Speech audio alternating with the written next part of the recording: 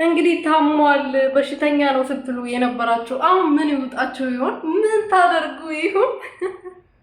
ጌታ እንዴት ደስ እንዳለኝ ማለት ነው። እንግዲህ በዩቲዩብ መጥተዋል፣ በቪዲዮ በቲክቶክ መጥተዋል። የኔ ወርቆች በጣም ነው የምታምሩት፣ በጣም ነው የምታምሩት። ፈጣሪ ከክፉ ነገር ይጠብቃችሁ። እንግዲህ አብርሃም ይሄን ነገር አይቶ ይሄን የመሰለ ፍቅር አይቶ ወደ ራሱ ተመልሶ ሄርሜላን ይመርጣል። ተንበርክኮ ድጋሜ ተንበርክኮ ቀለበት ያደርግላታል አላለም መሰላችሁ? ወይኔ እናቴ ማርያም በጣም ደስ ያለኝ ማለት ነው። ዛሬ ይሄን ነገር በማየቴ የኔ እንቆች በዩቲዩብ ፎቶ ፖስት አድርጓል፣ በቲክቶክም በአብርሽ ቤት በቪዲዮ መጥተዋል ማለት ነው። የኔ ወርቆች እንግዲህ አብርሽ በጣም ደስተኛ ሆኖ ሚስቱን አይኗን እያያት ልጁን አቅፉ ፈታ ዘና ብሎ ነው ያለው።